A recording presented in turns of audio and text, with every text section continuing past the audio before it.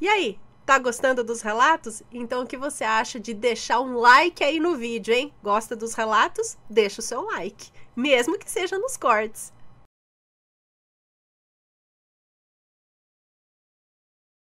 Como explicar o inexplicável? Como? Como? Diga. É uma moça que nos conta. Oi, Ana. Em setembro de 2010, a minha tia mais amada, aquela que substitui a figura materna em vida depois que a minha mãe saiu de casa, aquela que substitui, ela escreveu aqui, aquela que substitui a figura materna em vida depois que minha mãe saiu de casa, mesmo que muitas vezes por telefone, teve uma perda súbita e dolorosa.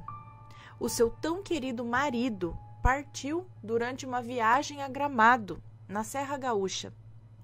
Para minha tia, aquela morte foi muito mais que uma ausência. Foi a retirada abrupta do chão, da figura que norteava e a amava incondicionalmente.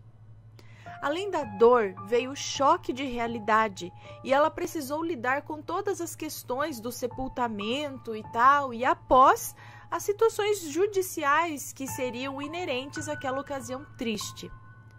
Esse tio não tinha irmãos, logo seus sobrinhos eram amorosamente os sobrinhos da minha tia. Apesar de eu ter por ele grande carinho e respeito, eu não era a sobrinha mais próxima, literalmente falando. Havia sobrinhos que eram vizinhos de bairro, de presença frequente, enquanto eu, moradora de outro município, via-o com bem menos regularidade. Dito isso, agora começa a parte sobrenatural dessa história. Semanas se passaram desde aquele fatídico dia 3 de setembro e a minha tia não parava de sofrer, chorando e deixando de lado toda aquela responsabilidade gerada após o descanso do meu tio. Eram questões que demandavam tempo e dinheiro, mas que precisavam ser resolvidas. Então, numa quinta-feira ordinária, dormi no meu horário costumeiro e lá pelas 3 horas da manhã, acordei chorando. Na verdade, soluçando de tanto chorar. Num misto de medo com uma sensação de missão que precisava ser cumprida. O conteúdo do sonho era vívido, como qualquer conversa comum que temos durante um café com um amigo, não fosse por eu estar falando com o meu tio falecido. Eu explico aqui. Estava eu na cozinha da casa da minha tia, naquele clima de tristeza e melancolia que estava lá desde a partida dele. Quando saio da cozinha, ele estava sentado no seu lugar habitual, à mesa da varanda. Triste, cabisbaixo, com uma aparência pálida e vestes usadas no seu sepultamento. Quando eu o vi, eu tremi de medo dos pés à cabeça, eu não conseguia falar. É como se toda a reação fosse tirada de mim, para que eu ficasse atenta ao que estava para acontecer e replicar tudo nos mínimos detalhes à destinatária daquela mensagem. Ele, ao perceber que eu o notei, me perguntou se realmente eu poderia vê-lo e ouvi-lo com clareza. Eu assenti com a cabeça e ele, aliviado e também angustiado, me falou: "Não tenha medo, só fale para ela parar de chorar com urgência. Isso está me atrapalhando. Precisamos seguir a nossa missão, cada um no seu lugar, e depois nos encontraremos, no tempo certo. Ela precisa parar de sofrer. Eu preciso que seja assim." Acordei. Eu queria passar a mensagem por telefone, mas ligar para ela naquele horário, pouco mais de 3 horas da manhã, iria assustá-la, né? Preferi então deixar o dia amanhecer, mas como dormir depois disso? Eu fiquei ali acordada, esperando a aurora que nunca vinha. Quando finalmente ela apareceu no horizonte, eu telefonei, aos prantos. Minha tia não entendeu muito bem e eu disse que eu precisava vê-la. E assim eu fiz. Fui até lá e contei-lhe tudo em detalhes. Muito emocionada, ela prometeu que faria o melhor que podia para cessar aquele luto doloroso o mais rápido possível, mas que a saudade seria impossível de deixar, mas que ela entendia que teria que ser a saudade gostosa dos bons tempos vividos entre eles. Ela seguiu. Foi difícil, mas seguiu. Começou a reerguer-se, seguir e sorrir. Os choros ficaram menos constantes e mais controlados. As responsabilidades começaram a ser cumpridas e, com o passar das semanas, outro sonho.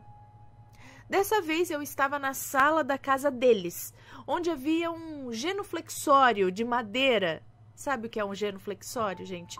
É aquele móvel que você se ajoelha nele, feito para orações. Tem na igreja, às vezes no altar ali, para o padre, num cantinho de oração. É um móvelzinho de madeira com uma partezinha ali embaixo estofada, geralmente para você se ajoelhar, e uma parte aqui em cima, às vezes, para você botar o braço assim, para ficar ajoelhado em oração, ou só mesmo como se fosse um banquinho bem baixinho com uma almofadinha. É para você ajoelhar, é um móvel para você se ajoelhar em oração, genuflexório.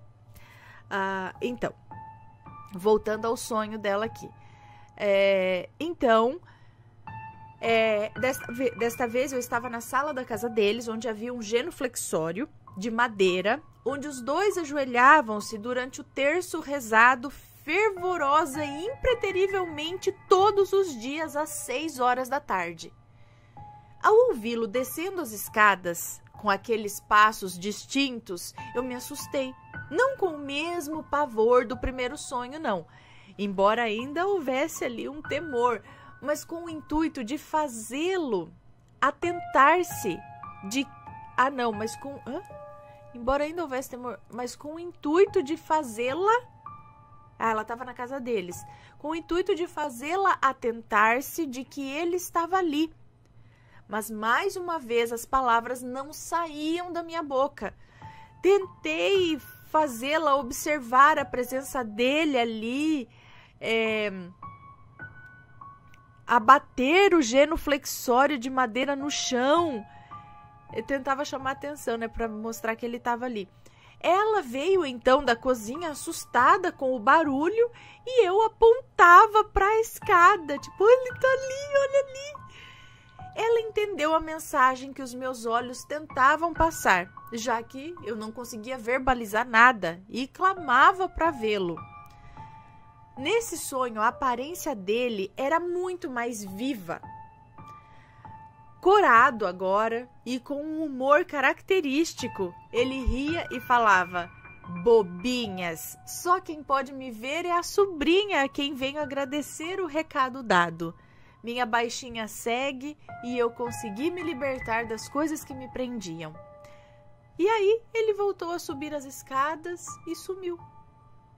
Também transmitiu o recado como da outra vez, e ela se tranquilizou por estar fazendo o dever de casa corretamente e dando àquele homem a paz merecida. Houve ainda um terceiro e último sonho. Nesse, estávamos eu e ele num ambiente diferente daquela casa, mas ele também transmitia um recado. Ele dizia assim: diga a ela para estar atenta, nem toda boa vontade é verdadeira. Às vezes é para travestir um interesse maior. Nesse sonho consegui falar e perguntei a ele por que ele não aparecia diretamente para ela em sonho, já que ela gostaria muito de vê-lo. E ele me explicou que não tinha essa autorização e que eu era o canal. Depois desse sonho, nunca mais houve outro com ele, Depois desse, nunca mais houve sonho algum com ele. Bom, para resumir, ela desenvolveu tudo o que precisava e hoje ela agradece aqueles sonhos que a ajudaram a evoluir. Inexplicavelmente, tudo isso aconteceu para um bem maior e eu fui o canal mais improvável que poderia ser, mas também cumpri a minha missão. Hoje ela está feliz, embora saudosa, e eu fico satisfeita de tê-los ajudado. Muito bom, muito legal.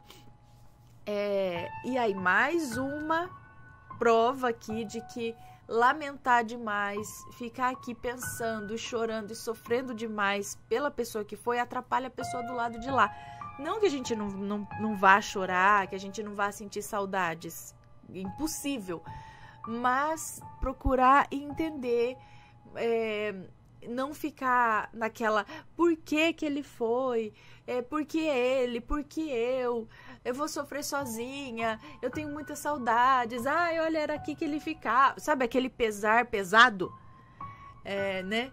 Então, assim, eu acho que é isso que a gente tem que controlar, para não atrapalhar eles do lado de lá. Esse pesar demais aqui pesa e aí eles não conseguem subir. Mais ou menos isso. A gente já viu vários relatos nesse sentido aqui.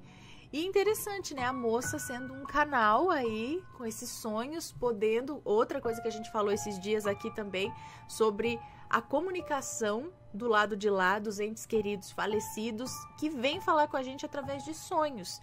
E pelo jeito, algumas pessoas são autorizadas a terem esses encontros, outras não. Como, por exemplo, a esposa dele mesmo, que era com quem ele tinha ligação, que é quem queria vê-lo, nunca sonhou, nunca teve não teve autorização. Sabe-se lá por quê? Lá ele sabe, aqui a gente não sabe. Mas ele pôde usar essa sobrinha, sabe-se lá por quê também, né? Como um canal para dar esses recados. E assim as coisas vão acontecendo, não é?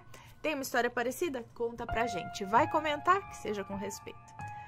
Ok? Muito interessante. Então... Me conta, gostou do relato? Então o que você acha de deixar um comentário aqui embaixo? Sempre com respeito, por favor. Além do like, é claro.